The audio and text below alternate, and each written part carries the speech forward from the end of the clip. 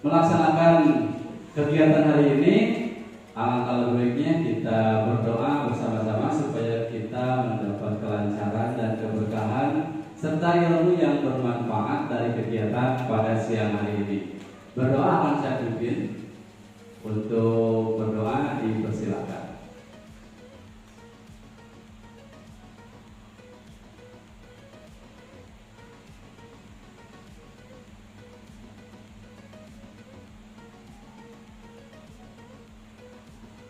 Berdoa selesai. Salam Ibu Bapak Guru hebat. Terima kasih atas kehadirannya. Pertama-tama marilah kita panjatkan puji dan syukur kehadirat Allah Subhanahu wa taala. Karena berkat rahmat dan hidayahnya kita bisa berkumpul di ruangan ini dalam keadaan sehat walafiat dalam rangka pemaparan aksi nyata modul 1.4 tentang budaya positif yang merupakan salah satu tugas dari program yang sedang saya laksanakan, yaitu calon guru penggerak angkatan 9. Yang terhormat Ibu Bapak Guru, terima kasih atas kehadirannya, terima kasih atas luang waktunya. Semoga pada pertemuan kali ini kita mendapatkan ilmu yang bermanfaat. Hari ini kita akan melaksanakan pemaparan sekaligus kita akan berdiskusi. Jadi Bapak Ibu jangan terlalu tegang, ya, santai saja, rileks saja. Silakan mengambil posisi duduk yang senyaman mungkin. Pak, boleh minum tidak? Boleh. Boleh sambil minum. Apakah boleh sambil makan? Kalau sambil makan kayaknya agak rabe ya. Jadi kita sambil minum saja. Baik Bapak Ibu Guru, sebelum kita masuk ke kegiatan inti, perkenalkan, Bapak Ibu sudah kenal saya ya? Pasti sudah kenal. Baik, ini untuk saya perkenalkan dulu ya. Untuk fasilitator Ibu Ida Mulyani Effendi dan pengajar praktiknya Bapak Jenal Arifin. Pada kegiatan pendidikan guru penggerak angkatan 9 ini, alhamdulillah Ibu Bapak Guru di sini di SDN Cintanagara sangat mendukung. Sekali lagi saya ucapkan terima kasih atas dukungannya, baik moral maupun olah pikiran maupun sharing pendapat dan materi kepada saya, sehingga sampai detik ini saya bisa melaksanakan program guru penggerak dengan penuh semangat dan antusias. Semoga Bapak Ibu bisa menyusul saya di kegiatan pendidikan guru penggerak angkatan selanjutnya. Amin. Insya Allah. Baik. Sebelum kita melihat slide-slide ini, tayangan-tayangan depan, ya ada baiknya kita mengolah atau melaksanakan salah satu kegiatan yang selalu kita senangi, ya, yaitu kegiatan ice breaking. Coba di sini Bapak Ibu Guru ada tidak yang punya ice breaking kira-kira? Ada tidak? Biasanya Bu Dewi yang suka yang selalu kreatif ada ice breaking. Bu Dewi kira-kira ada tidak? Ada ice breaking Silakan. Kita akan berikan kebebasan kepada Ibu Dewi untuk melaksanakan ice breaking supaya tidak ngantuknya. Karena sekarang jam siang itu jam salatri kalau nggak bahasa Jerman ya.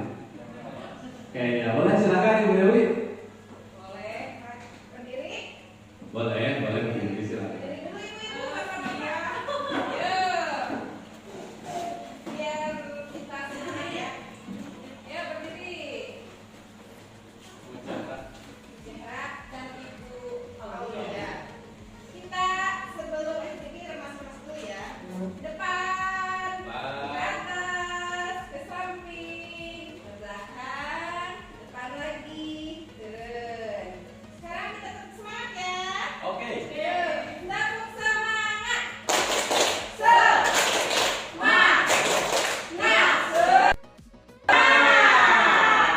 Tepuk satu, tepuk dua, tepuk tiga, tepuk empat,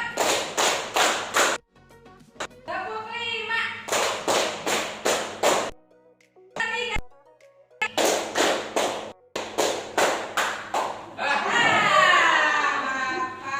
Gimana kalau kita nyanyi yuk? Oke, kita nyanyi. Nyanyi profil pelajar Oke, Pancasila ya. pelajar Pancasila.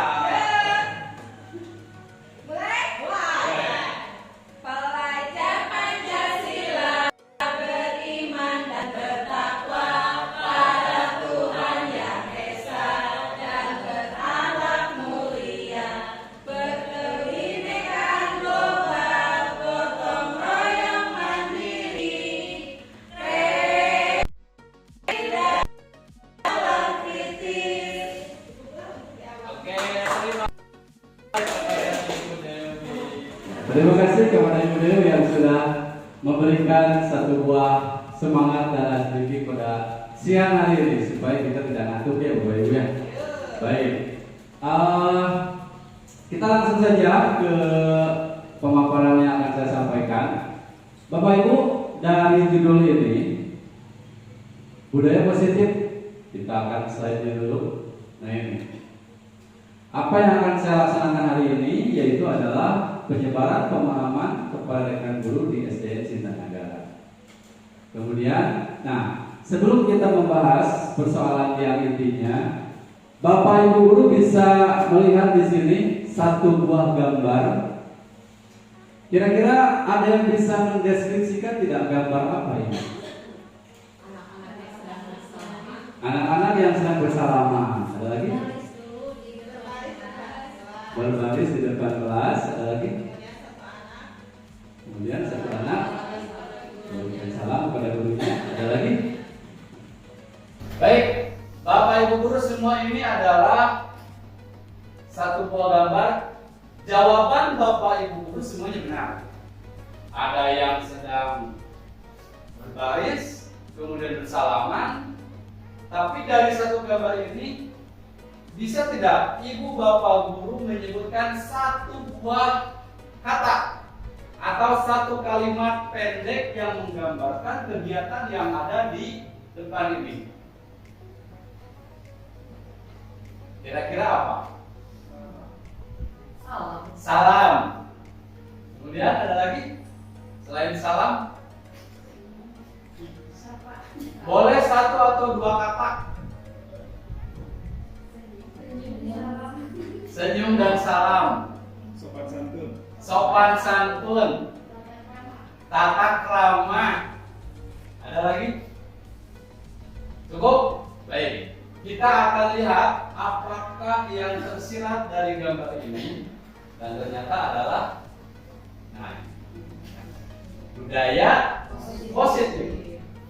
Sebelum ke budaya positif, kira-kira apa yang terlintas di pikiran Bapak Ibu ketika melihat kata budaya positif?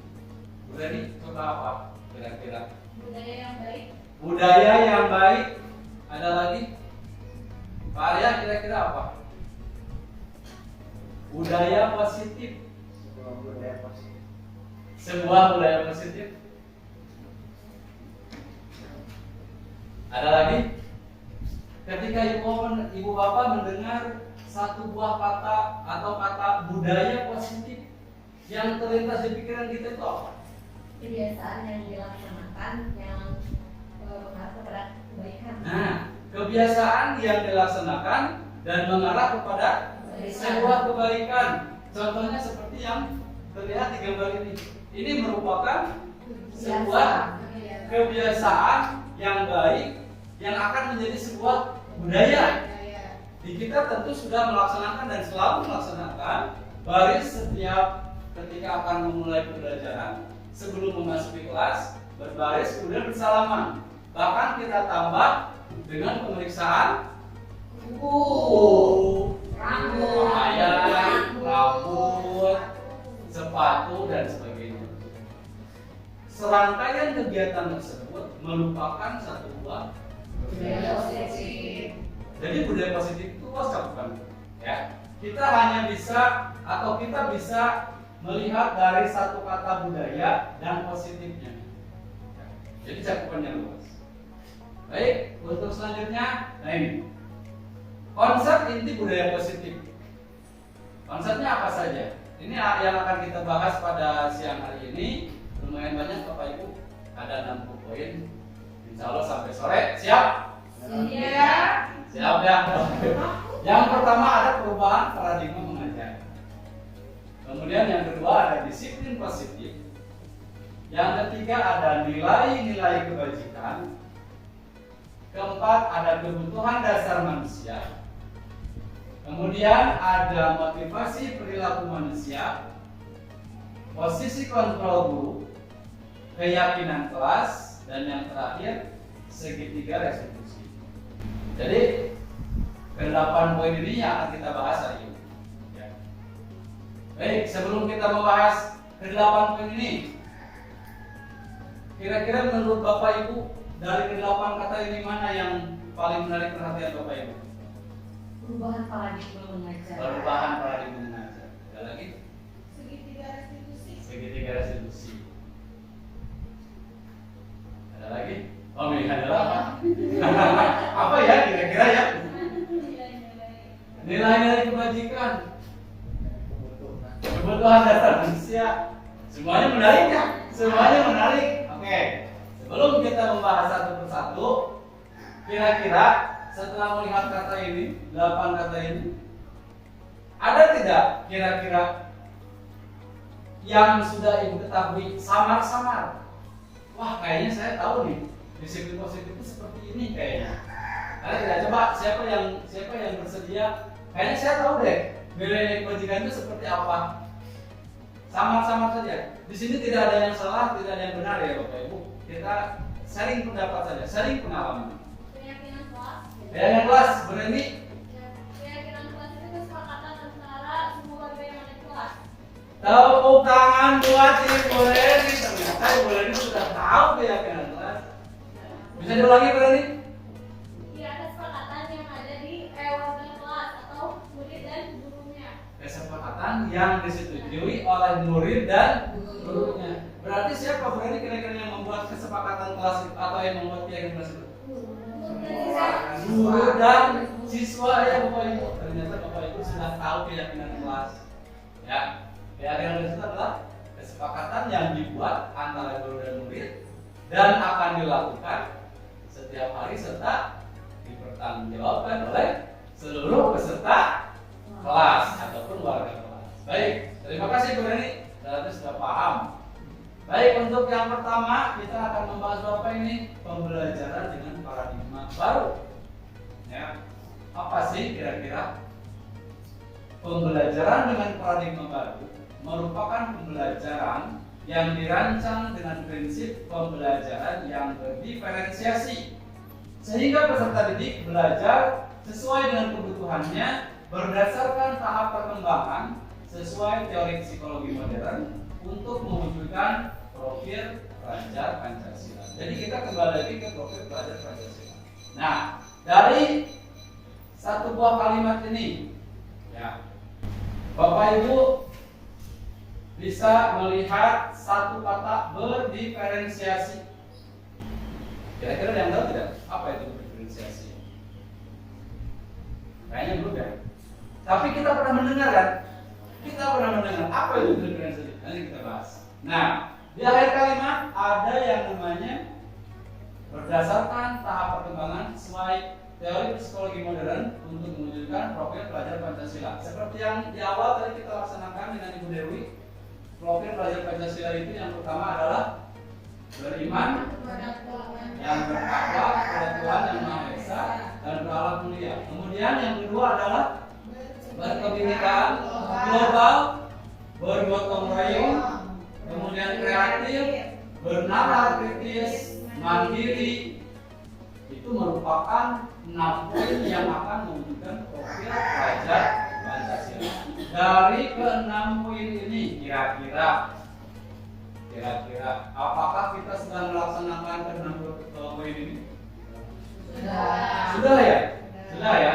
Beriman dan bertakwa kita sedang melaksanakan kegiatannya pembiasaan yang pertama. Pandai bahaya, asmaul husna, sholat bersama, PHBI dan banyak lagi. Alhamdulillah CSDM Citanagara sudah melaksanakan poin yang pertama dan akan kita tingkatkan. Setuju ya? Setuju. Kemudian berkebinekaan global sudah melaksanakan belum? Sudah, tetapi kayaknya kata-katanya kita tidak mengenal ke sini ya. Sudah berkebinekaan global. Contoh kecilnya apa? Contoh kecilnya berkebinekaan global. Mencari informasi dari sumber internet itu salah satu contoh kecil. Kemudian bergotong royong. Salah satu yang kita laksanakan setiap hari Senin yaitu paralel pendidikan. Paralel pendidikan itu termasuk ke dalam bergotong royong.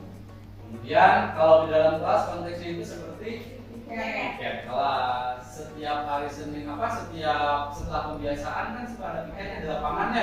Nah itu tuh ketemu. Opsi, ya betul. Kemudian ada kreatif. Kreatif tentu saja Bapak Ibu sudah melaksanakan ya pembelajaran. Nah kita membuat bentuk baca, menghias kelas. Ini contohnya walaupun masih acak-acakan. Ya. Kemudian juga ada lagi bernalar kritis.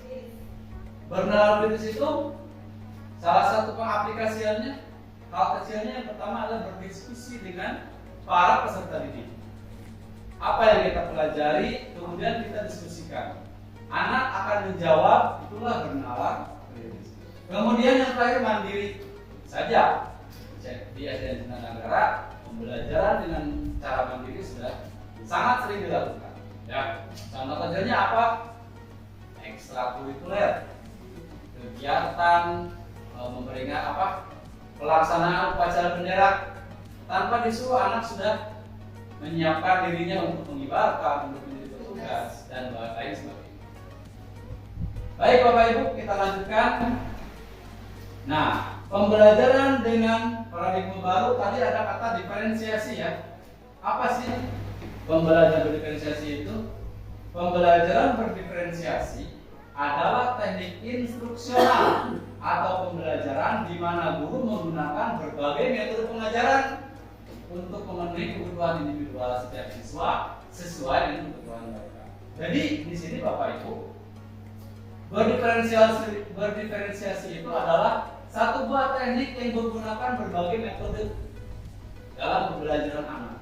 Karena setiap siswa itu memiliki kebutuhan yang berbeda. Ada anak yang kebutuhan belajarnya itu di atas rata-rata, ada yang sangat membutuhkan dan ada yang sedang-sedang saja. Ya. Kemudian cakupannya apa? Cakupan berdiferensiasi itu yang pertama adalah diferensiasi konten. Kemudian diferensiasi proses dan diferensiasi produk. Diferensiasi konten ini memuat materi-materi yang akan kita berikan kepada anak. Kontennya apa saja, isinya apa saja. Kita biasa dengan konten dari misalnya YouTube, kemudian TikTok, Instagram. Saya buat konten ini, isi yang akan kita sajikan ke anak. Kemudian diferensiasi proses. Proses ini menitik beratkan kepada pelaksanaannya. Apakah metode ceramah, apakah metode diskusi, atau metode belajar di alam bebas. Ya. Kemudian diferensiasi produk. Diferensiasi produk mengacu atau merujuk kepada hasil dari pembelajaran, hasil dari konsep dan proses. Ketika di kelas kita memberikan pelajaran SPK, anak kita instruksikan untuk menggambar. Setiap anak pasti mempunyai kemampuan menggambar yang berbeda dan kecepatan waktu pengerjaannya. Disinilah diferensiasi produk digunakan. Ada anak yang menggambar dengan kecepatan yang sangat cepat.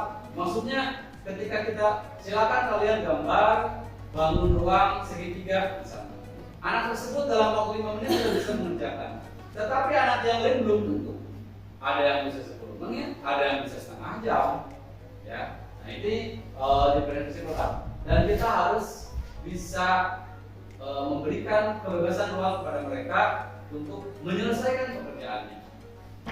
Kemudian selanjutnya, nah ini, ya, di sini ada gambar satu orang sedang ditempelkan pin penggerak dan satu orang menggerakkan. Apa sih kira-kira ini? Miskonsepsi tentang teori kontrol. Dari kata di atas ada miskonsepsi.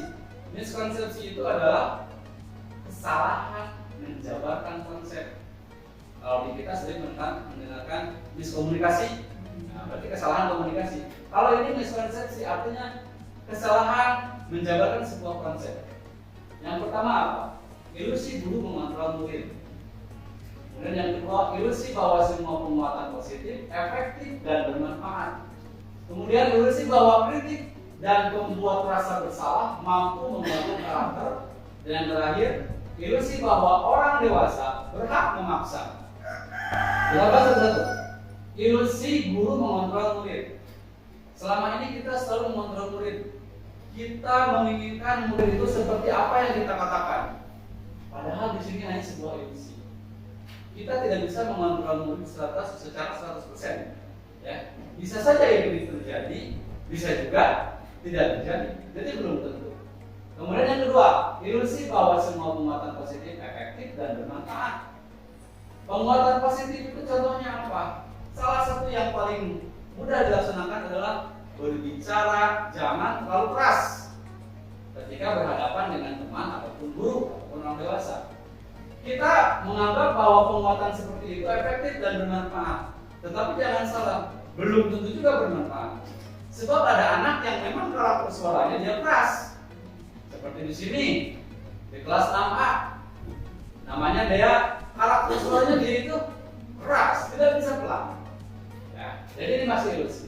Kemudian ilusi bahwa kritik dan membuat rasa bersalah mampu menguatkan karakter anak. Ini yang paling sering kita laksanakan sebetulnya, tapi kita tidak menyadari ini. Ya, membuat rasa bersalah anak. Kita seolah-olah menyalahkan bahwa anak tersebut dia kamu salah, dan anak tersebut merasa bersalah, akhirnya mentalnya down. Dan ini merupakan sebuah ilusi dari teori kontrol. Ilusi bahwa orang dewasa berhak memaksa. Menurut Bapak Ibu, orang dewasa itu berhak memaksa atau tidak? Berhak, Ibu. Berhak, tetapi apakah akan masuk ke dalam teori kontrol? Apakah anak tersebut akan bisa kontrol 100%? Belum tentu. Ya, belum tentu. Makanya ini masih disebut dengan ilusi. Ilusi itu bayang-bayang. Nah, kemudian mengubah paradigma stimulus respon ke pendekatan teori kontrol. Ya, di sini ada kata stimulus respon dan teori kontrol. Sebelumnya akan kita bahas dulu apa itu stimulus respon dan teori kontrol. Nah ini. Ya. Dari kata stimulus dulu Bapak Ibu. Stimulus adalah apa yang merangsang terjadinya kegiatan belajar seperti pikiran, perasaan, atau hal-hal lain yang dapat ditangkap melalui indera. Itu stimulus. Ya. Stimulus itu adalah rangsangan, ya, rangsangan. Kemudian respon adalah reaksi yang dimunculkan peserta didik ketika belajar, yang dapat pula berupa pikiran, perasaan, atau gerakan ataupun tindakan. Jadi stimulus dan respon ini saling berhubungan ya. Ada keterkaitan. Stimulus itu rangsangan, respon itu tindakan dari rangsangan atau reaksi, begitu. Jadi apa stimulus respon itu? Ini. Jadi stimulus respon adalah proses belajar merupakan suatu tanggapan dari seseorang terhadap suatu rangsangan yang dihadapinya. Rangsangan tersebut diulang-ulang sampai mendapatkan tanggapan yang sama dan benar secara terus-menerus. Akhirnya akan muncul suatu kebiasaan dan perilaku tertentu. Jadi stimulus respon itu dilakukan berulang-ulang dan akan muncul suatu kebiasaan atau perilaku tertentu yang akan dilaksanakan terus oleh anak. Contoh kecilnya kita makan pakai tangan kanan. Stimulus responnya dari kecil kan? Ya. Ibu kita menyuruh tangan kanan sampai sekarang kita makan pakai tangan kanan, begitu ya. Baik, kita lihatkan. Nah ini, tadi ada stimulus dan respon ya. Stimulus rangsangan, respon itu reaksinya. Sekarang teori kontrol. Apa sih teori kontrol? Teori kontrol menyatakan bahwa semua perilaku memiliki tujuan, bahkan terhadap perilaku yang tidak disukai. Ilusi bahwa semua penguatan positif efektif dan bermanfaat. Penguatan positif atau bujukan adalah bentuk-bentuk kontrol. Di sini ada penguatan positif atau bujukan merupakan bentuk-bentuk kontrol. Salah satu contoh bujukan misalnya. Yuk kita bersih-bersih kelas supaya kelasnya nyaman untuk kita. Itu merupakan sebuah bujukan atau penguatan positif. Itu merupakan dua-duanya, penguatan positif atau bujukan. Dan hal ini termasuk ke dalam bentuk-bentuk kontrol. Kita mengontrol anak supaya melaksanakan apa yang kita inginkan. Kemudian lanjutnya Bapak Ibu, nah ini ada di sini stimulus kontrol dan teori kontrol. Kita bisa lihat satu persatu Bapak Ibu. Di sini ada stimulus kontrol, ada sebuah kemagan. Di sini yang menerangkan bahwa apa sih stimulus kontrol dan realitas seperti apa. Stimulus kontrol itu realitas atau kebutuhan kita sama. Itu kata stimulus kontrol. Tapi kata teori kontrol, realita atau kebutuhan kita berbeda. Setuju tidak? Nah, begini. Ini pertanyaan menarik. Contohnya, kata stimulus kontrol, kebutuhan kita itu sama, tapi kata teori kontrol, kebutuhan kita itu berbeda. Sekarang saya akan tanya balik, apakah kebutuhan kita sama atau beda? Pasti berbeda. Pasti berbeda. Tetapi kata stimulus respon, kebutuhan kita sama. Karena apa? Karena respon itu kita memberikan rangsangan kepada anak secara merata, sama semuanya. Tetapi menurut teori kontrol harusnya berbeda. Saya memberikan respon memberikan stimulus ke Bu Reni dengan Bu Reni pasti berbeda. Bu Reni mah suka bala-bala, tapi Bu Reni mah suka goreng pisang.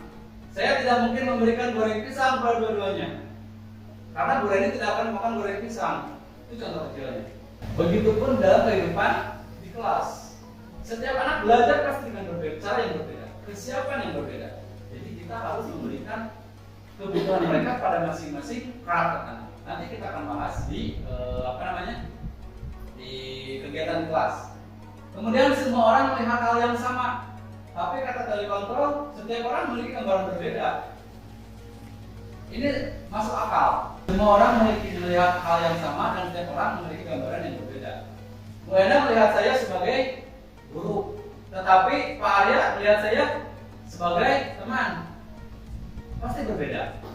Kemudian kita mencoba mengubah orang agar berpandangan sama dengan kita. Tapi kata teori kontrol, kita berusaha memahami pandangan orang lain tentang dunia. Tidak boleh sama. Kemudian perilaku buruk dilihat sebagai suatu kesalahan. Teori kontrol, semua perilaku memiliki tujuan. Betul tidak? Betul ya? Semua perilaku pasti memiliki tujuan. Tapi kata ini, perilaku buruk dilihat sebagai suatu kesalahan. Dari di awal, dari respon itu kan, dari stimulus dan respon itu yang kita lakukan walaupun buruk pasti akan kita lakukan. Kemudian orang lain bisa mengontrol saya. Nah, ini kata teori kontrol, hanya Anda yang bisa mengontrol diri Anda. Kita akan permainan. Kemudian saya bisa mengontrol orang lain. Tapi kata respon, kata teori kontrol, Anda tidak bisa mengontrol orang lain. Pemaksaan ada pada saat bujukan gagal. Kolaborasi dan konsensus menciptakan pilihan-pilihan baru. Model berpikir menang kalah dan model berpikir menang menang. Nah, ini yang kita bahas satu-satu. Tapi kita yang ini dulu. Orang lain bisa mengontrol saya, hanya Anda yang bisa mengontrol diri Anda. Kita akan lakukan sebuah praktik Bapak Ibu. Bapak Ibu cuma kepalkan satu buah tangan, mau tangan kiri aja ya, tangan kiri aja. Kita kepalkan. Bayangkan di tangan kiri kita ini, di dalamnya terdapat sebuah benda yang sangat berharga, benda yang sangat kita sayangi, benda yang tidak ingin orang lain miliki, tapi ini milik kita. Ya, sudah dibayangkan ya Bapak Ibu ya? Bebas mau benda apa saja. Kemudian coba kita bayangkan orang yang ada di sebelah kita itu membujuk kita supaya membuka tangan ini. Bujukannya itu bisa berupa rayuan, bisa berupa paksaan, bahkan sampai ejekan. Orang di sebelah kita itu ingin kita membuka kepalan tangan kita ini. Kira-kira respon Bapak Ibu akan membuka atau tidak? Tidak.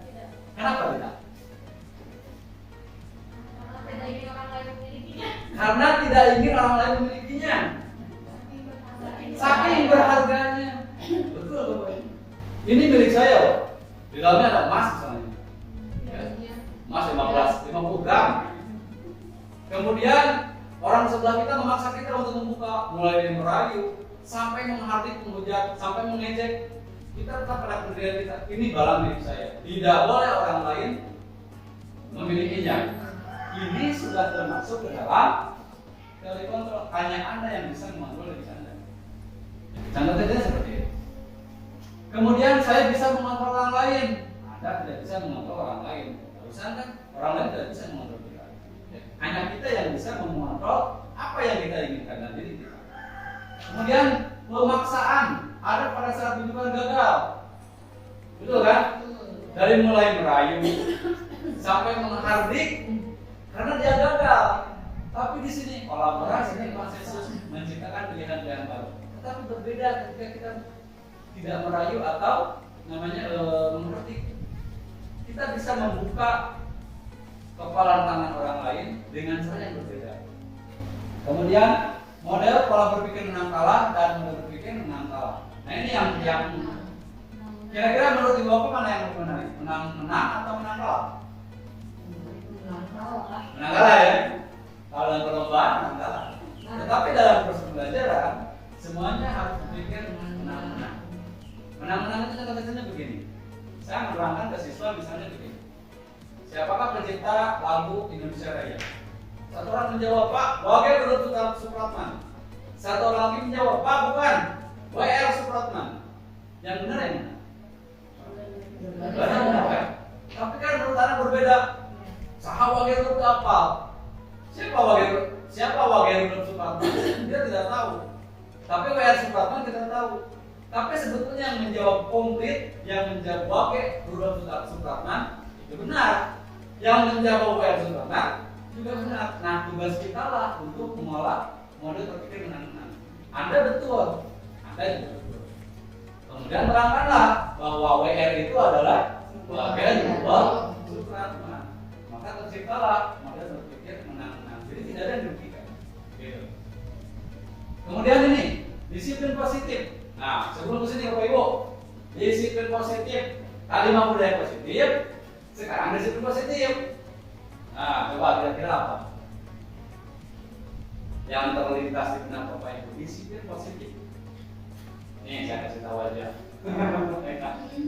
Disiplin berasal dari bahasa Latin, disiplina yang artinya belajar. Ternyata disiplin itu artinya belajar.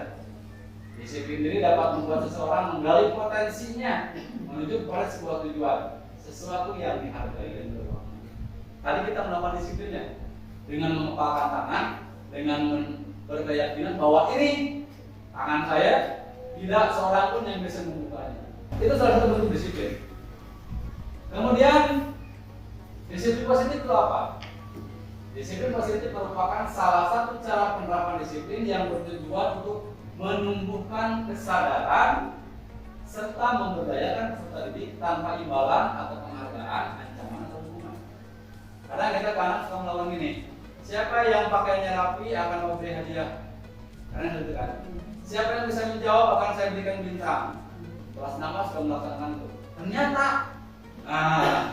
Ternyata di sini salah Bapak Ibu.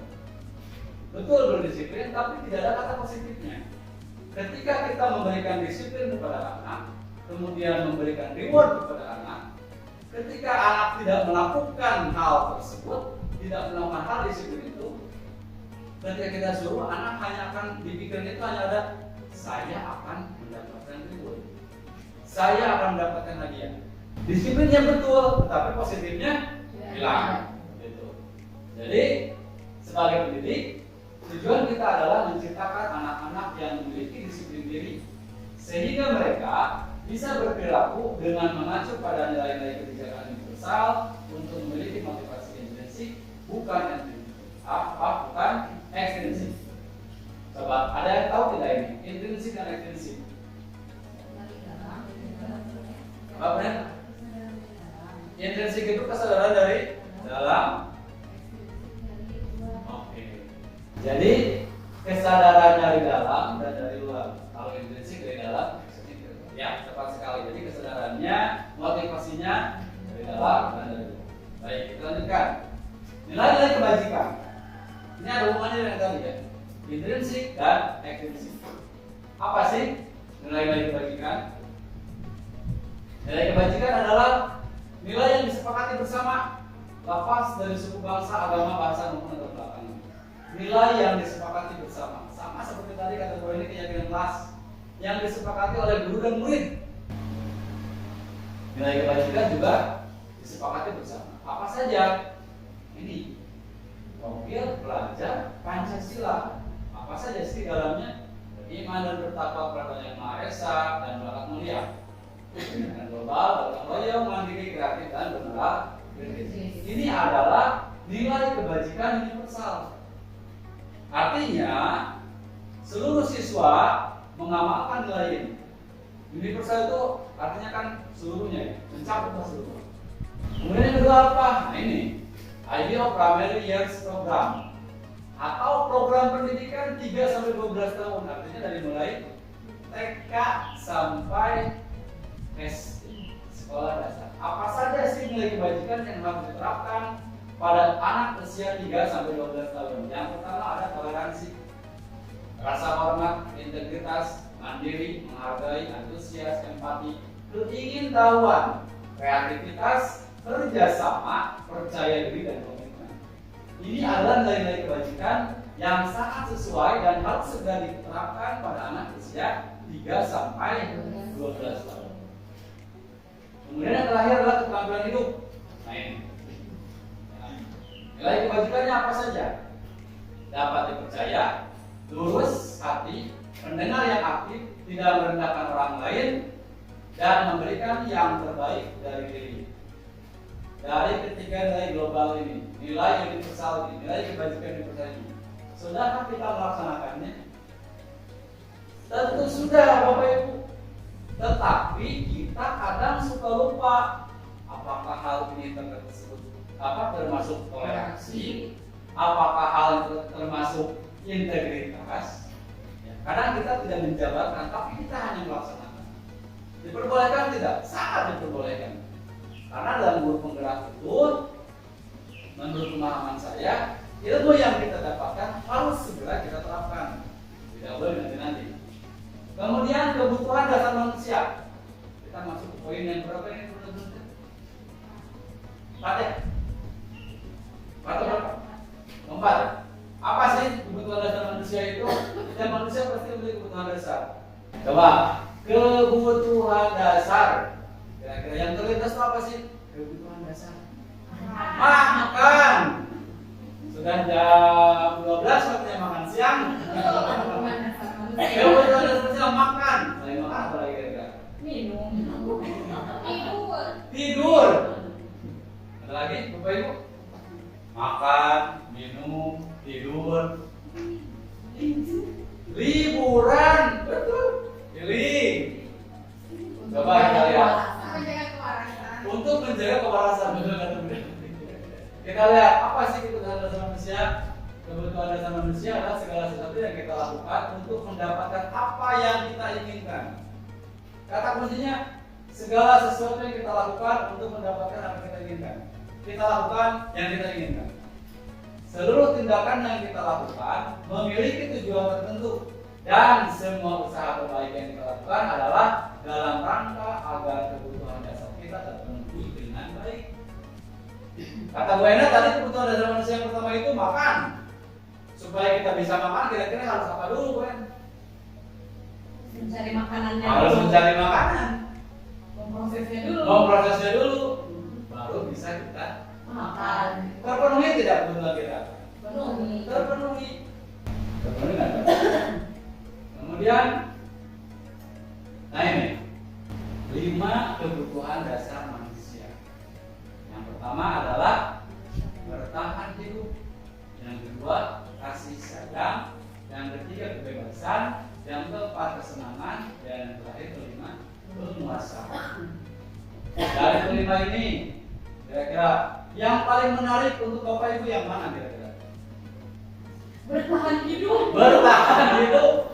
Itu kebutuhan pokok kita ya. Bertahan hidup. Salah satu contohnya apa tadi itu? Makan. Tadi ada Bu Dewi menyebutkan kata apa tadi? Liburan. Liburan. Hai, healing. Kesenangan. Mana sih maksudnya? Kesenangan. Kemudian ada lagi, kasih sayang, contohnya apa sih? Perhatian dari keluarga. Perhatian dari keluarga. Kalau dalam konteks kelas, Dan siswa. perhatian dari guru terhadap siswa. Begitu pun sebaliknya ya, ada 3. Kalau kebebasan, Kayaknya yang tadi itu juga bisa termasuk ya. healing termasuk Bisa. Kebebasan. Senang juga. Bebas untuk liburan ya. Iya. Kalau penguasaan, kira-kira penguasaan kira-kira apa? Nanti kita lihat ya. Oke. Jadi sekali lagi kebutuhan dasar manusia itu ada 5 ya. Kebutuhan bertahan hidup, kasih sayang, kebebasan, kesenangan dan penguasaan. Kita lihat dulu. Satu, kebutuhan bertahan hidup. Apa sih maksudnya kebutuhan bertahan hidup? Nah ini. Kebutuhan bertahan hidup atau survival adalah kebutuhan yang bersifat fisiologis. Kalau fisiologis pasti berhubungan dengan badan ya. Untuk bertahan hidup misalnya kesehatan, rumah dan makan. Akhirnya ada juga makanan. Ada makanan ya. Oh ternyata kesehatan dan rumah juga untuk bertahan hidup. Iya. Sandang, pangan, papan. Tanpa sehat kita tidak bisa bertahan hidup. Tanpa rumah kita tidak bisa bertahan. Jadi kesehatan, rumah dan makanan ini termasuk kebutuhan bertahan hidup. Kemudian yang kedua apalagi tadi? Kasih sayang dan rasa diterima atau kebutuhan untuk diterima. Contohnya apa sih? Kebutuhan untuk disayangi dan diterima meliputi kebutuhan akan hubungan dan koneksi sosial, kebutuhan untuk memberi dan menerima kasih sayang, dan kebutuhan untuk merasa menjadi bagian dari suatu kelompok. Kebutuhan ini juga meliputi keinginan untuk tetap terhubung dengan orang lain seperti teman, keluarga, pasangan hidup, teman kerja, binatang peliharaan, dan kelompok di mana kita tergabung. Jadi Bapak Ibu, kasih sayang ini lebih cenderung ke rasa yang diterima. Tadi kasih sayang guru kepada perhatian guru kepada murid. Masuknya di mana? Masuknya di mana? Di teman, keluarga, pasangan atau apa? Kelompok di mana kita tergabung. Nah, kelompok di mana kita tergabung. Karena warga kelas itu berkelompok, satu kelompok. Jadi kasih sayang dan rasa diterima ini cenderung kepada hubungan sosial ya Bapak Ibu. Koneksi sosial. Bayangkan kita tidak punya koneksi dengan siapapun. Hidup sendiri, kita tidak akan mempunyai kasih dan sayang. Kemudian yang ketiga kebutuhan penguasaan. Nah ini kebutuhan pengakuan atas kemampuan. Artinya itu ya penguasaan dia. Kebutuhan pengakuan atas kemampuan. Maksudnya apa? Kebutuhan ini berhubungan dengan kekuatan untuk mencapai sesuatu. Mencapai sesuatu baik. Mencapai sesuatu. Menjadi kompeten, menjadi terampil, diakui atas prestasi dan keterampilan kita. Didengarkan dan memiliki rasa harga diri. Kebutuhan ini meliputi keinginan untuk dianggap berharga. Bisa membuat perbedaan, bisa membuat pencapaian, kompeten, diakui, dihormati. Ini meliputi self-esteem dan keinginan untuk meninggalkan pengaruh. Jadi kekuasaan ini, penguasaan ini lebih cenderung kepada diri kita yang ingin memunculkan kemampuan kita. Contoh kecilnya misalnya saya mampu membuat desain presentasi di Canva. Saya ingin menunjukkan kepada Bu Ena saya bisa membuat Canva. Gini. Dan Bu Ena tuh wah ternyata apalagi dapat bisa membuat Canva. Saya menguasai Bu Ena tidak? Menguasai apa? Menguasai apa yang belum Bu Ena kuasai, yaitu program Canva. Dan saya ingin memunculkan pengaruh saya. Nih, saya menguasai itu. Kamu menguasai tidak? Oh tidak, saya berkuasa. Saya memiliki pengaruh dan memiliki rasa harga diri. Ketika kita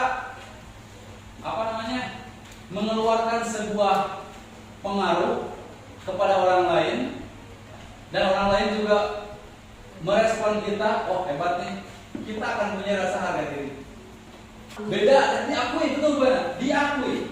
Beda dengan misalnya begini, saya membeli motor baru, saya menunjukkan kepada Bu Reni saya punya motor baru. Sebenarnya, motor aku menang diri, harga diri saya rendah tidak? Pasti rendah, dihina, direndahkan. Padahal respon yang positif dari Bu Reni harusnya bagaimana? Alhamdulillah, selamat sudah bisa memiliki motor baru. Walaupun kredit tidak usah diucapkan. Begitu ya, ya Bapak Ibu ya. Gitu. Baik, kita lanjutkan. Yang keempat, kebebasan. Kebebasan bukan. Bebas.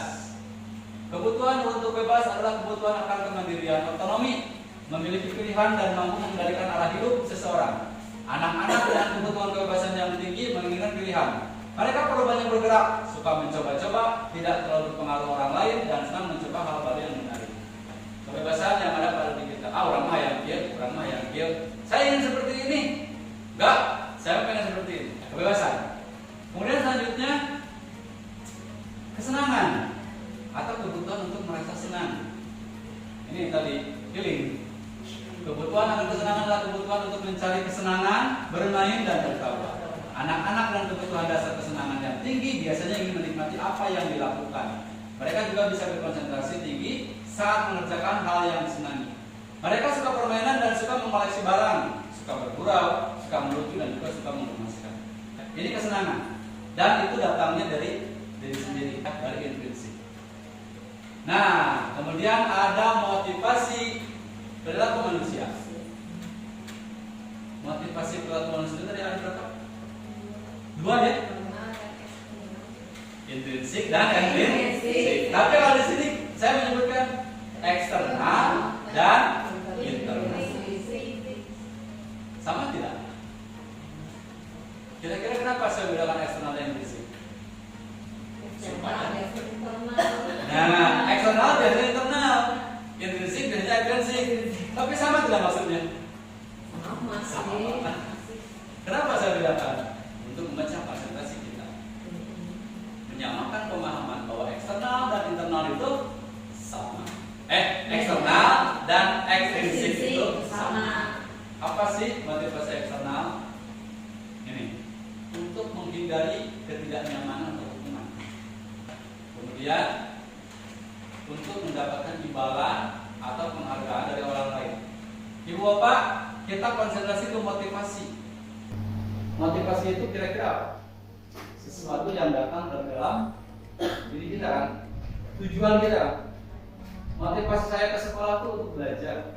Motivasi saya mengajar itu untuk menyalurkan pengetahuan yang saya ketahui kepada anak-anak pada siswa agar mereka mendapatkan keselamatan dan kebahagiaan yang setinggi-tingginya.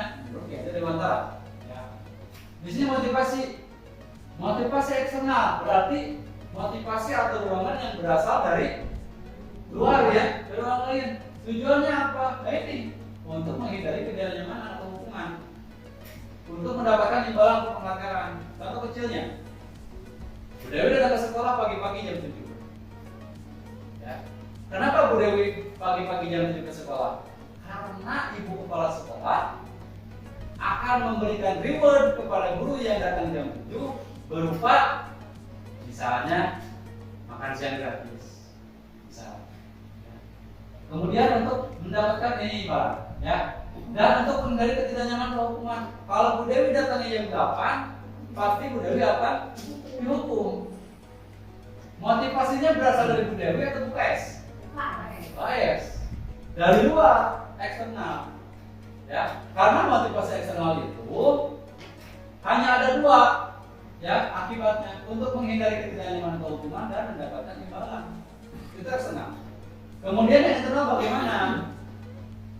Kalau internal, kalau dalam diri sendiri untuk menjadi orang yang mereka inginkan dan menghargai diri sendiri dengan nilai-nilai yang mereka percaya.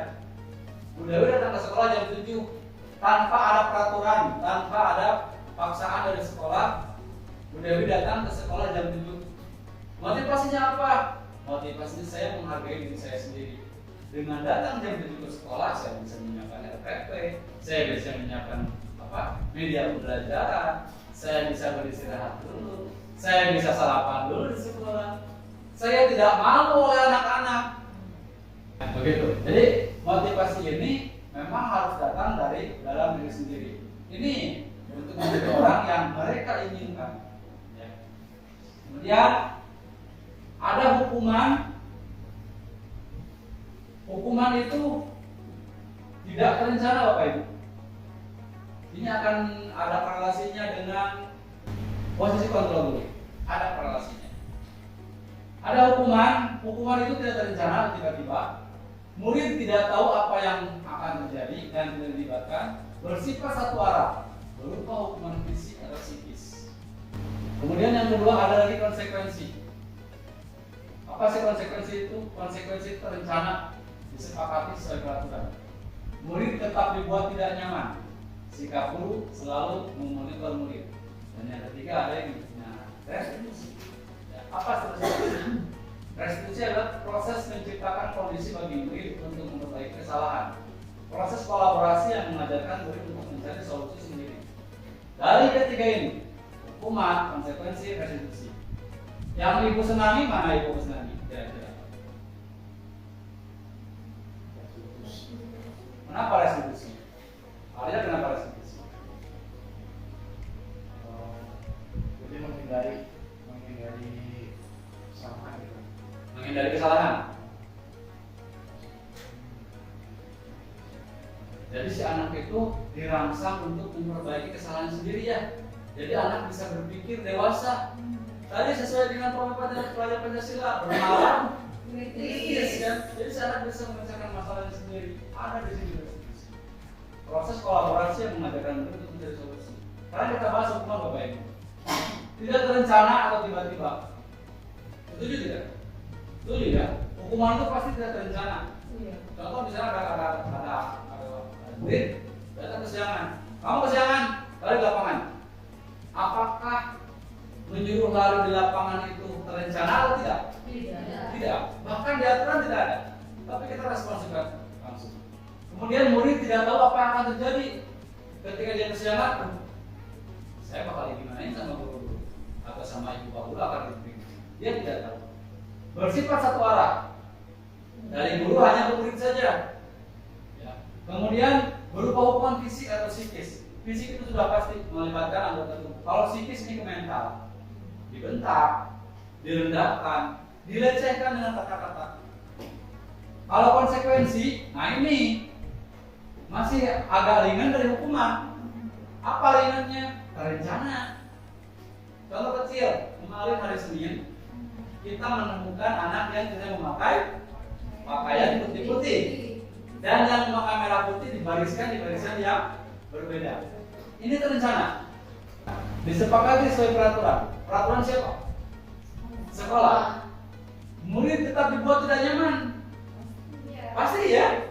Orang lain baris sebelah sini seragamnya sesuai kelasnya. Kita kok beda. Murid pasti tidak nyaman. Dan sikap guru selalu memonitor murid. Ya. Guru pasti melihat, ini anak nggak pakai baju putih. Sini kan, balik di sini. Dimonitor oleh kita. Sedangkan restitusi, proses menciptakan kondisi bagi murid untuk memperbaiki kesalahan. Ada proses Bapak Ibu, ada kegiatannya. Jadi si anak itu harus perbaiki kesalahan dia itu apa? Oh, saya tidak memakai baju putih-putih. Kita tanya, kenapa kamu tidak memakai seragam putih-putih? Tidak punya. Kenapa tidak punya? Ibu saya belum membeli. Dan berbagai alasan. Kita tawarkan ke anak supaya kamu bisa memakai baju putih-putih harus bagaimana? Karena saya yakin tidak mungkin anak tidak punya baju putih-putih. Semuanya pasti punya, tetapi ada yang dipakai, ada yang lupa, ada yang memang belum cuci dan sebagainya. Kemudian proses kolaborasi yang mengajarkan murid untuk mencari sendiri. Proses kolaborasi ini kerjasama dua pihak. Kalau ini kan satu arah ya, ini satu arah. Kalau ini satu arah tidak? Ini satu arah tidak? Konsekuensi satu arah ya, karena sekolah yang membuat ya. Kalau ini dua arah, kolaborasi. Kita menanya, mereka menjawab. Kita memberikan rangsangan, mereka akan bereaksi. Ya, paham ya? Nah, sekarang memang posisi kontrol dulu. Sedikit lagi ya. Mau break dulu atau lanjut? Lanjut ya. Sedikit lagi. Oke. 5 posisi kontrol guru. Apa saja itu 5 posisi kontrol guru? Yang pertama itu adalah menghukum Bapak Ibu. Barusan kita bahas ya. Kemudian yang kedua adalah membuat merasa bersalah. Tadi di awal sudah ya kita bahas. Membuat merasa bersalah. Kemudian yang ketiga teman. Yang keempat pemantau. Dan yang terakhir ada manajer. Kira-kira di Bapak ada di posisi yang mana? Menghukum. saat ini ibu bapak ingin berada yang di mana? Ingin yang di mana? Manajer. Ada lagi? Pemantau. Teman. Ya gitu. Jadi tidak mau membuat perasaan bersalah, tidak mau ya. Inginnya teman, pemantau dan manajer ya. Oke. Kita cek. Nah, hormat pada bendera selama 1 jam. Ini kira-kira masuk posisi kontrol yang mana? Kemudian yang kedua, nah ini. Berapa kali bapak atau ibu harus memberitahu kamu selalu saja mengecewakan bapak ibu. Ini ada gangguan bisa. Kemudian selanjutnya, ayo dong, ikuti aturan sekolah. Tolong bantu bapak ibu ya sekali ini. Ya sudah, tidak apa-apa. Lain kali jangan sampai berbuat seperti ini lagi ya. Ini berada pada posisi teman. Jadi kita akrab ya, akrab. Kemudian kamu sudah melanggar peraturan sekolah. Kamu tahu konsekuensinya? Setelah upacara, kamu beli pensil ke toko, alat tulis dan jangan ulangi lagi. Ini termasuk posisi pemantau. Jadi pemantau itu status Bapak Ibu sesuai dengan peraturan. Aturan yang ada di sekolah harus kamu terapkan. Dan yang terakhir adalah, nah ini, apa kamu tahu kesalahanmu? Kira-kira bagaimana kamu memperbaiki kesalahanmu? Ini ada di posisi. Paham ya? Mau diulangi lagi? Atau sudah paham? Ada ya sekilas ya. Sekarang kita akan lihat satu buah video. Ini tentang contoh penerapan 5 posisi kontrol dulu. Ayo Gustian. Sangat bahagia ibu dan bapak guru hebat dalam penerapan disiplin positif restitusi. Salah satu program yang dikembangkan adalah 5 posisi kontrol. 5 posisi kontrol dalam restitusi adalah proses perjalanan seorang pendidik agar dapat mengenali dirinya. Pada video kali ini, kita akan membahas tentang 5 posisi kontrol yang dikembangkan oleh Diane Rosen dan contoh penerapannya.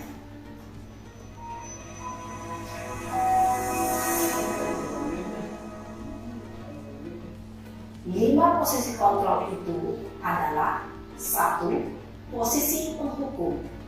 2. Posisi pembuat merasa bersalah. 3. Posisi teman. 4. Posisi pemantau atau monitor. Dan 5. Posisi manajer. Untuk lebih memahami kelima posisi tersebut, mari kita saksikan kasus Naren yang terlambat hadir 20 menit di sekolah dan melihat bagaimana kelima posisi kontrol dalam menghadapi masalah tersebut.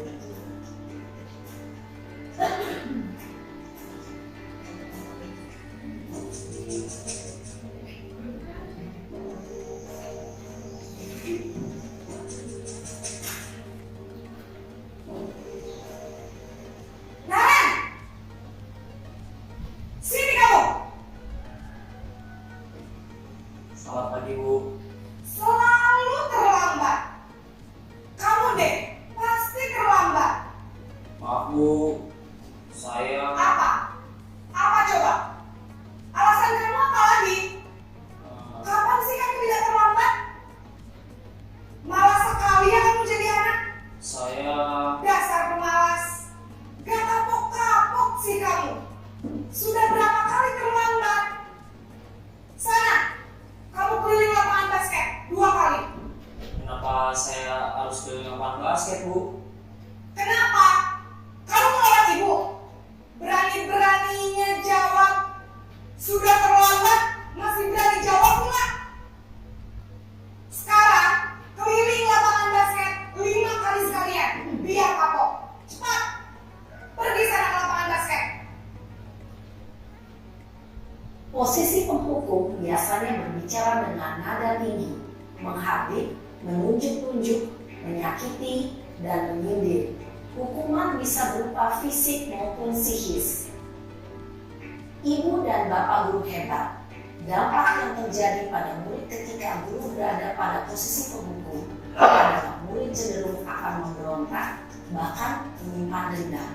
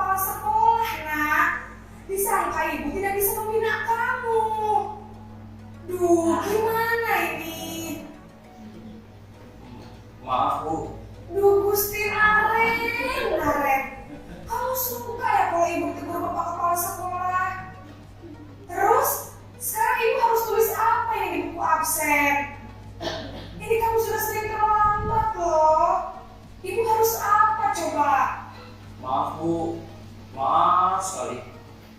Ya sudah, lain kali jangan bikin ibu susah lagi ya nak ya. Ibu tidak akan kuat lagi kalau kamu begini terus. Bisa jantungan kalau ibu tegur bapak kepala sekolah. Sana cepat ke kelas. Maaf ya Bu.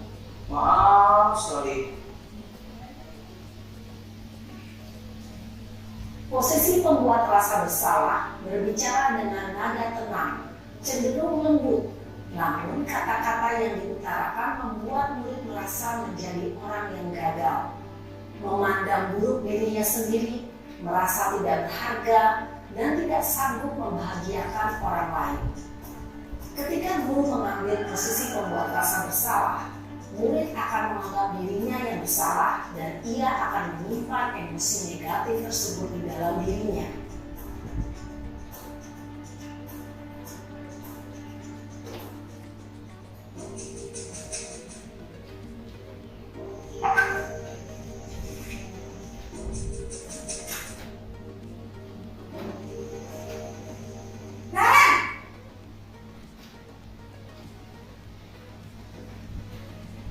Selamat pagi Bu. Wah, sudah jam berapa ini nak? Terlambat lagi ya sayang. Iya Bu. Habis ibu saya lupa bangunkan saya Bu. Kamu malah menyalahkan ibu kamu. Kamu bukannya anak yang larinya paling kencang. Kok terlambat sih? Iya Bu. Saya memang terlambat bangun tadi. Jadi biarpun saya lari kencang, tetap gak kekejar Bu. Ya sudah sana. Nanti lain kali larinya lebih kencang lagi ya. Biar gak terlambat lagi. Bikin seneng ibu. Demi ibu. Bisa kan? Bisa lah Bu. Ya sudah sana masuk kelas. Ibu beresin urusan absen kamu. Kamu ini ada-ada saja. Dalam posisi teman, guru berbicara dengan nada suara ramah, akrab, cenderung bersendar gurau untuk menjaga suasana tetap santai. Murid akan merasa senang, aman, dan akrab dengan guru. Identitas yang tercipta adalah identitas sukses atau berhasil. Namun, perlu diingat, karena ini masih dorongan eksternal, maka ada faktor ketergantungan dari murid kepada orang tertentu. Di sini guru aksennya, sehingga di lain waktu murid bisa berperilaku baik, namun hanya kepada orang-orang tertentu saja.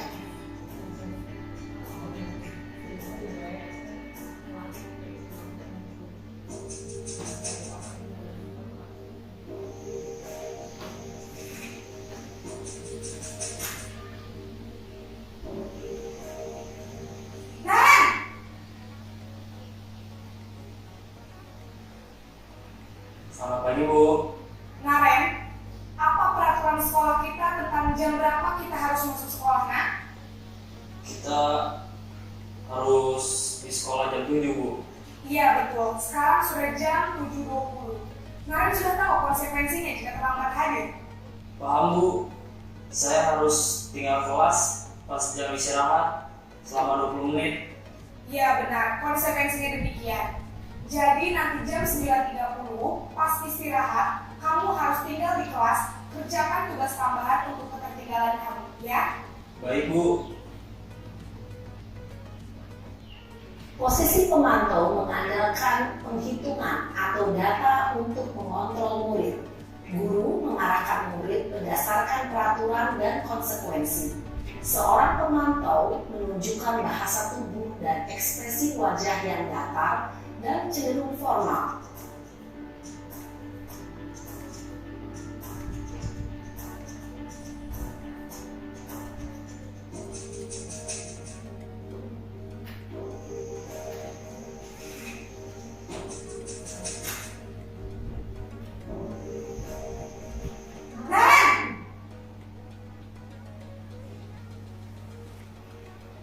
Selamat pagi Bu. Selamat pagi Naren. Maaf Bu, saya terlambat. Iya, sekolah masuknya jam 7, sekarang sudah jam 7.20. Jadi sekarang bagaimana ini Naren? Maaf Bu, saya lupa setel alarm saya semalam. Baiklah, menurut kamu, keyakinan sekolah yang mana yang perlu kamu tingkatkan? hargai diri sendiri dan orang lain mungkin ya Bu. Setuju. Jadi, apakah Naren meyakini prinsip saling menghormati tersebut? Iya Bu, saya meyakininya. Apakah Naren bersedia memperbaiki masalah keterlambatan ini? Bersedia Bu. Bagaimana kamu akan perbaiki masalah keterlambatan ini? Saya akan coba untuk tidak lupa menyetel alarm saya Bu. Baik, kalau Naren lupa menyetel alarm di rumah, ada orang yang kira-kira bisa bantu mengingatkan tidak? Ada Bu, kakak saya, Kak Emma. Ada lagi selain Kak Emma? Selain Kak Emma, ada ibu saya. Baik, jadi yang mengingatkan Naren adalah Kak Emma dan ibu kamu ya? Kira-kira akan mulai setel alarm kapan nih Naren? Setelah pulang sekolah, akan segera saya lakukan. Baik, jadi Naren akan setel alarm untuk bangun besok pagi dan akan diingatkan oleh kakak dan ibunda Naren ya. Ada lagi yang mungkin perlu dilakukan Naren agar tidak terlambat bangun lagi? Tidak ada Bu. Baik Naren, terima kasih untuk kerjasama kamu. Sekarang kamu perlu kembali ke kelas untuk belajar. Baik Bu, terima kasih.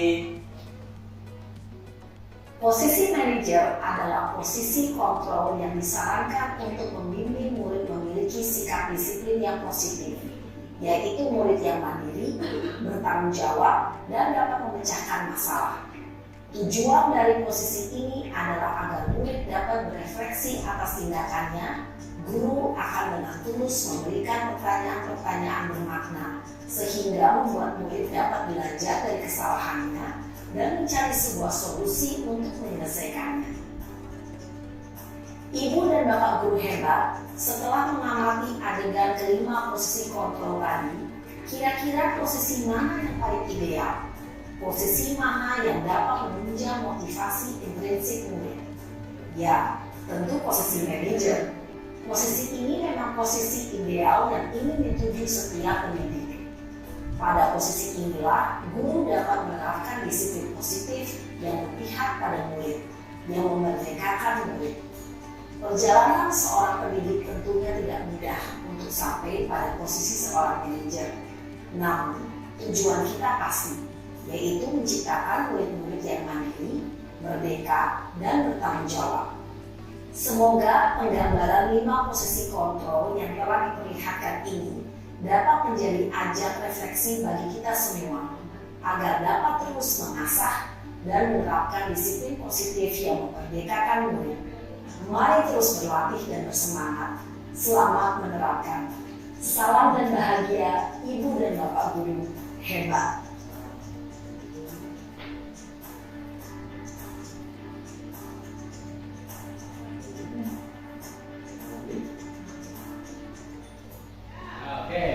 Baik Bapak Ibu, terima kasih sudah menyaksikan contoh penerapan 5 posisi kontrol. Sekarang kita mulai paham ya tentang 5 posisi kontrol yang ada pada guru. Yang pertama yaitu penghukum, kemudian pembuat rasa bersalah, teman, pemantau, dan manajer.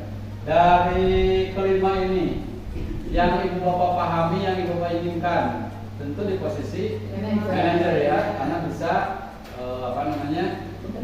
bekerja sama antara guru dengan murid. Baik, sekarang kita akan lakukan ini.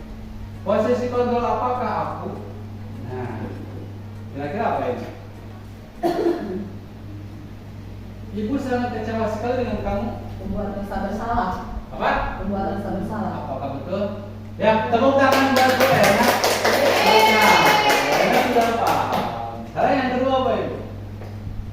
Ya sudah, kali ini tidak apa-apa. Nanti Bu bantu bereskan. Teman. Iya, teman. Sudah paham.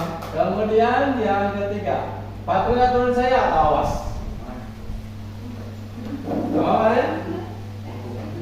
Hukuman atau sanksi? Posisi kontrolnya apa? Pemantau. Pemantau. Coba kita lihat apakah pemantau? Ya, menghukum. Nah, yang terakhir, peraturannya apa? Manajer. Coba kita lihat. Pemantau.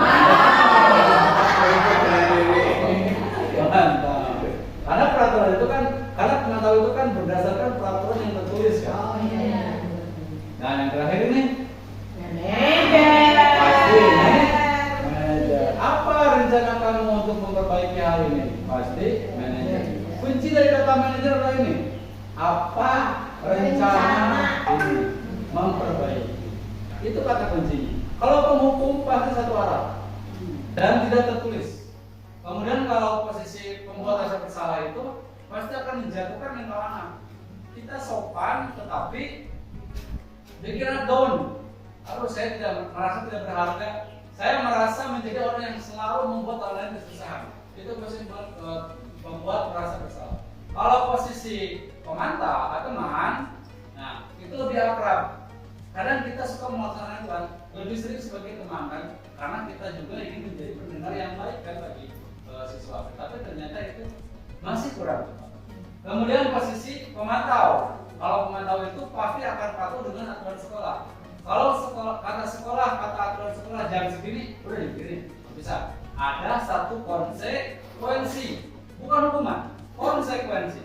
Konsekuensinya apa kalau terlambat? Dari Pak, aturan sekolahnya betul tidak? Betul. Itu sebuah konsekuensi. Itu pemantau. Tapi kalau manajer, kita dituntut untuk bisa memancing anak supaya anak menyelesaikan masalah yang dia hadapi. Gitu. Nah, sekarang keyakinan kelas. Tinggal dua lagi apa itu? Keyakinan kelas. Mengapa keyakinan kelas? Mengapa bukan peraturan kelas? Kira-kira ada yang tahu tidak? Kenapa keyakinan bukan peraturan? Tadi kata berani apa keyakinan itu? Kesepakatan yang disetujui oleh guru dan siswa. Kalau peraturan? Satu arah, betul ya, sudah mulai paham. Berarti kalau keyakinan itu dua arah, kalau peraturan itu satu arah. Nah, kalau itu kan keyakinan kelas bersifat abstrak. Abstrak itu artinya tidak terlihat ya, bayang-bayang atau semu. Berupa pernyataan universal, dibuat dalam pernyataan positif, sedikit saja agar mudah diingat. Nah ini Bapak Ibu, berupa pernyataan universal. Dari satu kata itu dia bisa mencakup berbagai hal, ya. Kemudian dibuat dalam pernyataan positif. Karena kan kita sebagai publik diharapkan tidak boleh mengeluarkan kata-kata negatif. Kamu jangan terlambat. Itu kata negatif atau positif? Negatif ya. Kamu jangan terlambat. Tapi kata positifnya apa? Sebaiknya kamu datang lebih awal. Jangan buang sampah sembarangan. Itu kata negatif. Kata positifnya adalah buanglah sampah. Ya, jadi ini dibuat pernyataan positif. Sedikit saja agar mudah diingat. Jadi keyakinan itu tidak satu buah kalimat, tapi boleh satu kata atau dua kata. Sesuai dengan kondisi kelas dan sekolah sehingga mudah diterapkan. Ya, kalau kita untuk keyakinan kelas, ya dulu sekolahnya kita budayanya apa, aset yang dimiliki sekolahnya apa. Aset itu bukan hanya infocus, vektor dan sebagainya, bukan itu, tapi aset sekolah itu adalah keadaan di sekolah. Kontur sosial budaya di sekolah itu seperti apa? Ya. Kemudian semua warga sekolah atau kelas dilibatkan saat membuat keyakinan kelas. Contohnya ini, siswa membuat keyakinan kelas ini terpotong, kemudian menempelnya. Menempel karena kan banyak. Nanti akan disusun banyak, lalu berbagai. Jadi setiap anak itu dikasih pilihan 2 atau 3 keinginan dia, kesepakatan dia. Contoh misalnya, satu anak di sini misalnya ingin belajar dengan suasana yang tenang. Satu lagi dia ingin misalnya belajar sambil minum. Anak yang lain tidak akan sama, pasti akan berbeda. Dari banyak itu kita rangkum, kita buat keyakinan kelas dan disepakati oleh semuanya dan dilaksanakan secara bertanggung jawab. Nah, ini adalah salah satu contoh pembuatan keyakinan kelas di kelas 4 yang dilakukan. Jadi anak-anak diberikan dulu pengarahan, kemudian membuat satu buah keinginan dia. Belajarnya seperti apa? Ya. Nah, ini kertas yang kecil aja. Anak-anak berkata, silakan kamu mau apa? Ya.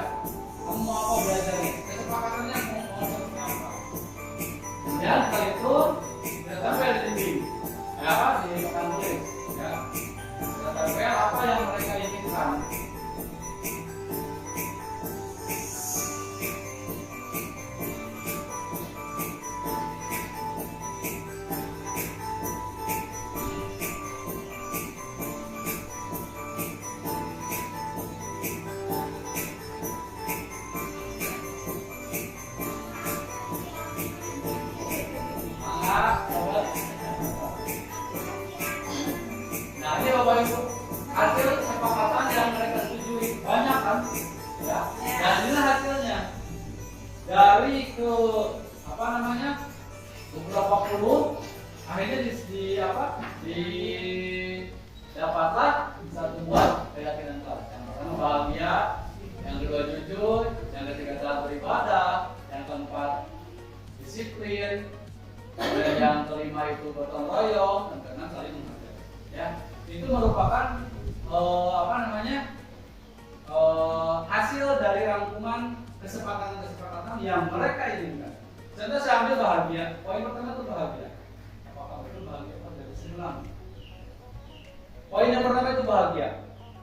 Banyak anak yang menuliskan, Pak, saya ingin belajar dengan sambil menyanyi. Saya ingin belajar, tapi duduknya sama siapa saja. Saya ingin belajar di lantai. Itu termasuk kenapa bisa saya katakan bahagia. Anak belajar, siswa belajar sesuai dengan keinginannya, sesuai dengan kenyamanannya, pasti akan membuat mereka bahagia. Bahagia itu bukan hanya tertawa saja, tapi mereka belajar dan orang mah diajarnya hayangkeun, anak pasti akan bahagia. Menimbulkan kenyamanan, betul. Nyaman, terus anak juga tidak tekanan untuk belajar itu. Kemudian yang terakhir, jadi nanti kita akan buat masing-masing kelas, kita buat keyakinan kelas, kesepakatan kelas dulu, kemudian keyakinan kelas. Nanti kita akan buat dari keyakinan kelas itu bisa menjadi sebuah keyakinan sekolah. Jadi kemarin kata PKS kan gitu, buat dulu keyakinan kelas, baru kita buat keyakinan kelas, keyakinan sekolah.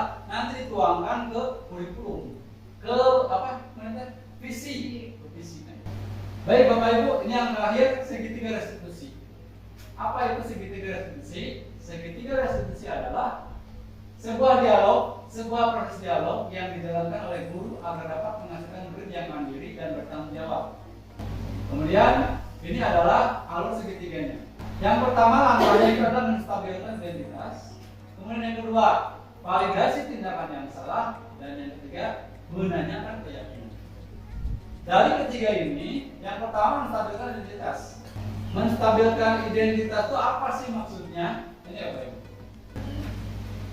Menstabilkan identitas berdasarkan prinsip membuat kesalahan adalah bagian dari proses pelajaran. Berdasarkan prinsip membuat kesalahan adalah bagian dari proses pembelajaran. Ibu bapak bisa menanyakan atau mengucapkan kata-kata seperti ini. Ketika anak berbuat salah, dipanggil, kemudian berikan kata ini. Berbuat itu aja, berbuat salah itu aja. Kemudian tidak ada manusia yang sempurna. Bapak atau ibu juga pernah melakukan kesalahan. Bapak ibu tidak mau mencari siapa yang salah, tapi bapak ibu ingin mencari solusi. Nah, ada kan? Solusi dari permasalahan ini. Dan kamu berhak merasa begitu. Ini menstabilkan identitas. Identitas dia itu keadaan dia pada waktu melakukan kesalahan ini. Kemudian kita bangun lagi identitasnya, distabilkan lagi, dilupakan sebenarnya. Berbuat salah itu ya wajar, karena salah itu adalah proses dari pembelajaran. Begitu. Ini menstabilkan identitas. Kemudian yang kedua adalah validasi tindakan yang salah. Namanya validasi adalah memilih, mencerna. Berdasarkan prinsip, setiap perilaku berupaya memenuhi suatu kebutuhan tertentu. Tadi kebutuhan dasar manusia itu makan yang pertama kan, pasti kita akan memenuhi kebutuhan tersebut dan ada upayanya. Kata-kata seperti apa? Kamu pasti punya alasan mengapa melakukan hal ini. Padahal kamu bisa melakukan yang lebih buruk dari ini ya. Kamu patut bangga karena telah melindungi sesuatu yang penting buatmu. Kamu melakukan karena mempertahankan sesuatu yang penting dari kamu. Tadi Bapak Ibu, ketika kita mengepalkan tangan, kamu patut bangga karena melindungi sesuatu yang penting buat kamu. Ini penting kan buat kita kan? Ini sama dengan validasi tindakan yang salah. Tindakan kita, anak itu berbuat salah, tapi kita berusaha bukan membenarkan, tapi mengecek menurut kamu tindakan kamu itu salah tidak? Dengan pertanyaan yang seperti ini. Padahal kamu bisa melakukan yang lebih buruk dari ini kan? Misalnya ada orang yang saling meledek, anak yang meledek, tapi tidak sampai berkelahi. Nah, kita stabilkan lagi, validasi lagi tindakannya. Padahal selain meledek, kamu bisa berkelahi kan? Kasarnya seperti itu. tapi dia tidak melakukan. Nah, kita validasi. Menarik itu salah atau tidak? Tentu saja salah. Apalagi berkelahi. Kemudian menanyakan keyakinan. Ini dengan catatan ibu bapak harus sudah mempunyai keyakinan kelas. Kalau belum mempunyai keyakinan kelas, berarti bisa dilaksanakan, hanya saja kita masih samar-samar. Kata anak, oh, apa ya keyakinan kelas kita? Kan ditanyakan, kita kan belum buat. Berdasarkan teori, berdasarkan prinsip, teori kontrol bahwa dasarnya kita termotivasi secara intrinsik. Artinya, pada dasarnya memang ada keinginan dari dalam. Keinginan makan pasti keinginan dari dalam. Tidak mungkin kan saya lapar tapi nunggu itu disuruh oleh ayam. Kan nggak mungkin kan? Ayam udah makan belum? Itu jadwal. Tapi kalau kita sudah lapar ya sudah kita makan. Itu intrinsik. Seperti apa? Apa keinginan kelas kita? Nilai apa yang telah disepakati bersama? Itu dari kesepakatan kelas tadi. Seperti apa gambaran sebuah kelas yang tidak menurut kamu? Tadi kan itu saya di kertas kecil. Saya ingin kelas seperti ini. Kamu ingin menjadi orang yang seperti apa? Ini menanyakan keyakinan. Keyakinan siswa tersebut berdasarkan apa yang dia yakini dari apa yang dia buat dan ditempatkan di kelas berupa keyakinan. Nah, kemudian ini contoh penerapan segitiga restitusi. Kira-kira contohnya seperti ini, Pak. Saya pernah bikin di YouTube dengan Naura, salah. Tapi ini saya kasih contoh yang ini aja ya, yang sempurnanya saja.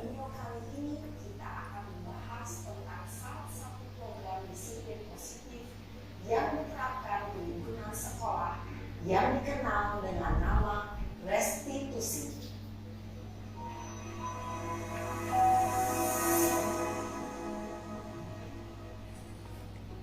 Restitusi dikembangkan oleh pakar pendidikan Diane Gosson berlandaskan pada teori kontrol Dr. William Mason.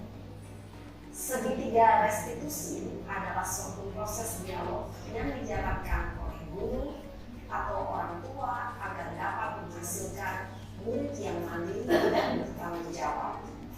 Pada saat guru di posisi manajer, aspek yang dikembangkan pada murid adalah motivasi intrinsik, sehingga penanaman nilai-nilai kebajikan dapat tumbuh dan berkembang menjadi suatu kebiasaan positif yang akhirnya membentuk karakter murid. Proses dialog ini terdiri dari 3 langkah yang digambarkan pada ketiga sisi pada segitiga restitusi. Sisi pertama adalah menstabilkan identitas. Sisi yang kedua adalah validasi tindakan yang salah. Dan sisi yang ketiga adalah menanyakan keyakinan. Ibu dan bapak guru, berikut ini akan ditunjukkan bagaimana seorang guru berada dalam posisi manajer menggunakan penerapan segitiga restitusi.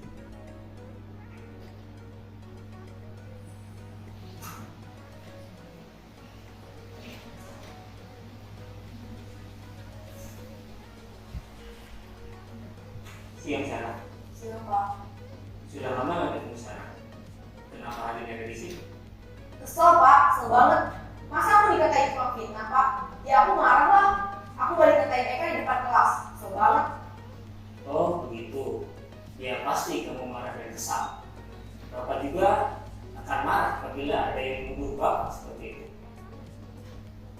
Kemudian pada saat itu kamu mau melakukan apa? Ya saya langsung ngatain Eka lah, Pak. Kesel banget.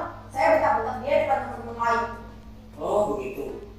Pasti kamu melakukan seperti itu karena suatu alasan tertentu, bukan? Iyalah, masa saya diam saja, Pak? Ya saya bela diri lah. Masa saya dituduh tukang fitnah? Ya wajar lah. Mempertahankan harga diri itu sesuatu yang penting buat kamu. Untung kamu tidak bertindak lebih gegabah lagi, hanya membentak-bentak. Iya, Pak. Untung saya masih bersabar dan hanya membentak saja. Sudah gemes padahal, saya pasti bela diri lah. Ya pasti ya. Tapi kamu memilih untuk bertahan dan bersabar. Kamu memilih untuk tidak berbuat lebih parah lagi, kan? Iya. Nah, sekarang coba kita lihat lagi tindakan kamu yang bentak-bentak Eka di kelas. Tindakan kamu itu kira-kira sesuai dengan keyakinan kelas atau prinsip kamu tidak? Enggak, Pak. Capek, Pak, jadi keyakinan atau prinsip anak yang kurang sesuai dengan keinginan kamu? Ya, saya sebenarnya sangat menghargai orang lain. Mungkin saat itu saya menjadi emosi, jadi tidak menunjukkan sikap itu. Kamu meyakini tidak menghargai orang lain itu penting buat kamu? Yakinlah Pak. Iya, setuju. Kita harus saling menghargai. Namun ada juga keyakinan yang kita sepakati yang perlu kita jalankan apabila kita sedang marah, bukan? Ya, saya bisa lebih proaktif, mulai dengan diri sendiri. Saya bisa jadi lebih bersabar, mengambil kebijakan untuk berpikir mau apa selanjutnya. Kira-kira kamu bersedia memperbaiki masalah ini tidak? Bersedia Pak. Kalau kamu memperbaiki masalah ini, kamu akan menjadi orang seperti apa? Saya akan menjadi orang yang bertanggung jawab kali ya Pak. Dan senantiasa proaktif. Iya, menurut kamu bagaimana rasanya menjadi orang seperti itu? Ya nyaman lah, bangga bisa bersabar dan menahan diri. Baiklah kalau begitu. Yuk kita pikirkan bagaimana memperbaiki masalah ini.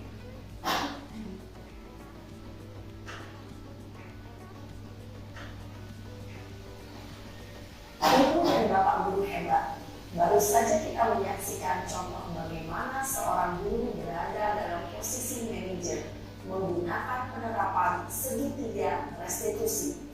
Mari kita bahas satu persatu. Nah, yang pertama itu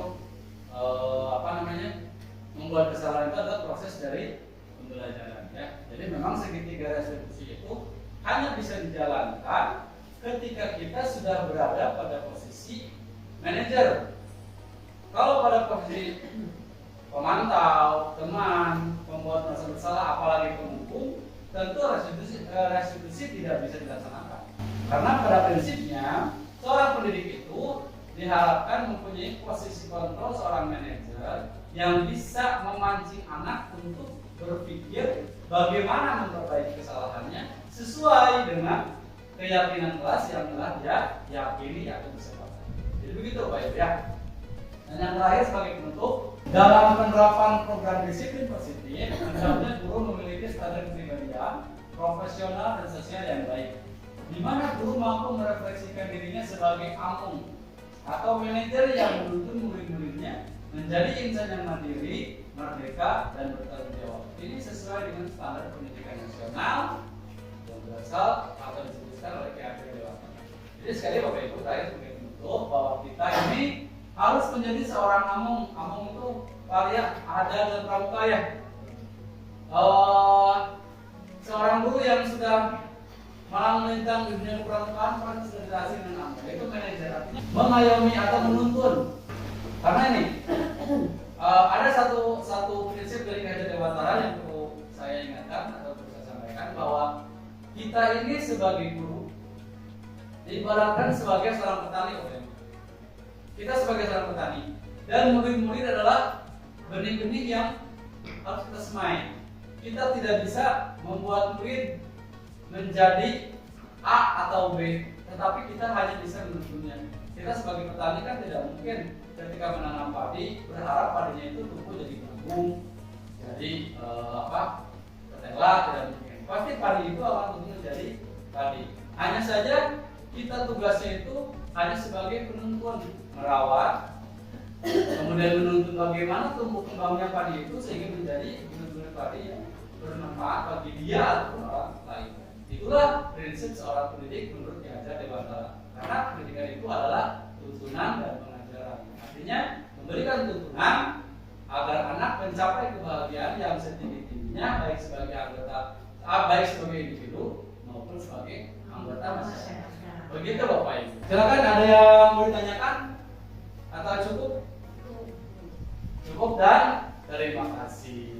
Baik Bapak Ibu, terima kasih telah menonton diskusi hari ini. Kira-kira dari diskusi ini ada yang mau merefleksikan? Satu orang boleh perwakilan. Enak, boleh silakan. Oh iya, berdiri dong. Berdiri. Kan biar kedengaran. Terima kasih atas waktunya. Berdasarkan yang tadi saya terima dari pemaparan yang saya disampaikan oleh Pak Halin, yang saya tangkap dan saya paling paham dan saya mengerti, pertama tadi tentang pembelajaran diferensiasi. Ini sangat menarik bagi saya karena ini hal yang baru dalam kurikulum merdeka. Yang saya tangkap ternyata pembelajaran diferensiasi itu adalah pembelajaran yang dimana seorang guru itu harus menggunakan berbagai teknik ya, teknik pembelajaran di mana disesuaikan dengan kebutuhan anak. Nah di sini saya analogikan kepada baju, ukuran baju ya. Setiap orang pasti memiliki ukuran baju yang berbeda kan? Betul nggak Bapak Ibu? Betul. Ada S, ada M, ada L, ada XL, ada XXL. Tidak mungkin seorang Bu Ena harus memakai ukuran M. Dan tidak mungkin juga apalagi harus memakai ukuran S. Pasti disesuaikan dengan kebutuhan Bu Ena, yaitu memakai ukuran XXL. Nah, dan tidak mungkin juga Bu Reni harus memakai ukuran yang XXL. Pasti disesuaikan dengan kebutuhan baju yang harus dia pakai. Nah, mungkin menurut saya pembelajaran diferensiasi itu seperti itu, jadi disesuaikan dengan kebutuhan anak supaya anak nyaman dan supaya pembelajaran yang dia dapat bermakna. Oke. Luar biasa. Terima kasih Ibu Ena. Baik Bapak Ibu, luar biasa atas refleksi dari Ibu Ena. Terima kasih. Mudah-mudahan kita bisa mengamalkan apa yang disampaikan dari pemaparan dan dari refleksi Bu Ena. Sebagai penutup, saya ucapkan terima kasih atas kesediaan Bapak Ibu berbagi sharing. Mudah-mudahan kita bisa saling berkolaborasi ke depannya untuk membuat atau mencapai. Sebelum tutup, mari kita berdoa bersama-sama. Mudah-mudahan acara ini membawa keberkahan bagi kita semua. Berdoa, dipersilakan.